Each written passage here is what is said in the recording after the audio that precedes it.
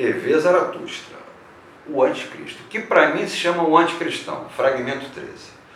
Não subestimemos isso. Nós mesmos, nós espíritos livres, já somos uma transvaloração de todos os valores. Uma declaração de guerra e de vitória, personificada contra todas as velhas noções de verdadeiro e de falso. As intuições mais preciosas são aquelas que se têm por último. As intuições mais preciosas são os métodos. Todos os métodos, todas as condições de exercício de nossa cientificidade atual foram alvo durante milênios do mais profundo desprezo. Caso alguém se interessasse por eles, seria excluído da sociedade, das pessoas decentes. Passava como inimigo de Deus, por contemptor da verdade, por um processo. Como alguém de espírito científico, a gente é visto como um Chandala. Chandala é o significado de uma casta mais baixa da sociedade indiana. Tivemos contra todos nós os sentimentos passionais da humanidade.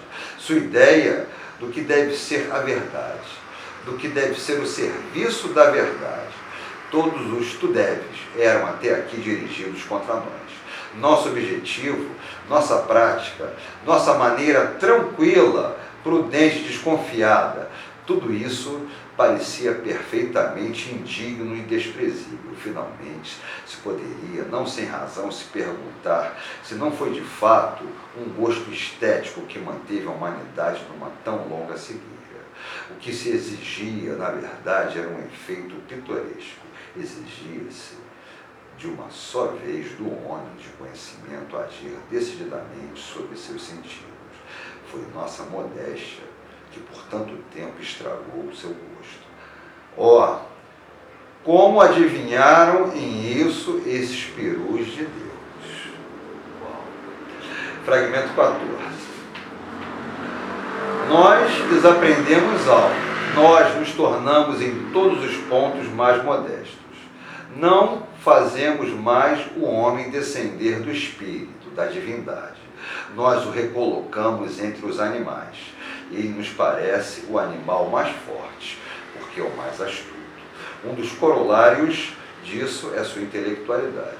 Por outro lado, nos defendemos de uma vaidade que talvez também gostaria de se mostrar rumorosamente. Ela se manifestaria como se o homem tivesse sido a grande intenção oculta da evolução animal. Ele não é, de forma alguma, o coração da criação.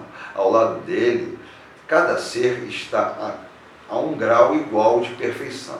E afirmando isso, afirmamos muito mais o homem é, relativamente falando, o mais fracassado, o mais doentio, aquele que se afastou mais perigosamente de seus instintos. É verdade que, apesar de tudo, é também o animal mais interessante. No que concerne ao animal, Descartes foi o primeiro com uma audácia digna de admiração, de ter ousado lançar a ideia de compreender o animal como máquina.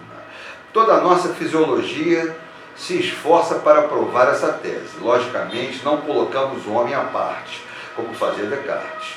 Tudo que hoje podemos compreender do homem está exatamente circunscrito pelos limites aonde pode ser compreendido como uma máquina. Outrora, conferia-se ao homem a liberdade do querer, como herança de uma ordem superior. Hoje nós lhe tiramos até mesmo a vontade. Os bombeiros passam. É que eu moro próximo ao quartel central. No sentido de que não se tem mais o direito de entender. Com isso, uma faculdade. A velha palavra vontade só serve para designar uma resultante, uma espécie de reação individual, sendo em seguida necessariamente por uma multidão de estímulos, que ora se contradizem, ora concordam. A vontade não age mais, não move mais. Outrora se via na consciência do homem, no espírito, a prova de sua origem superior, de sua divindade para tornar o homem perfeito.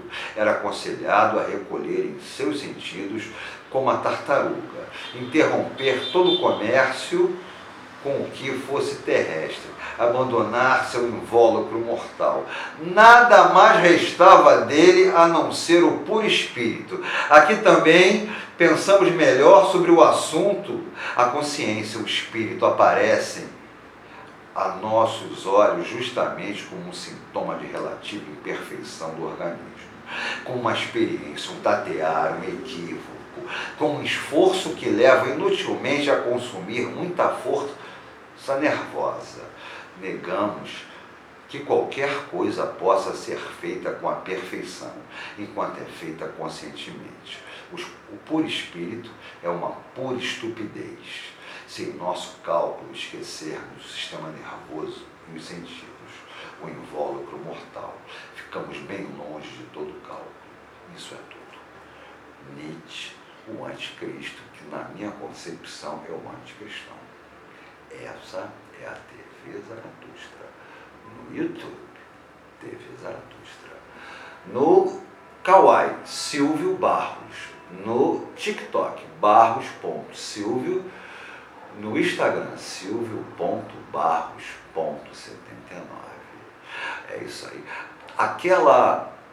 Aquele desenho, aquele corte de uma tubulação aérea para passar um trem, se chama VTRM, Veículo Rápido de Transporte de Massa. É uma coisa que eu ruminei antes, porque eu sou livre para pensar o que eu quero.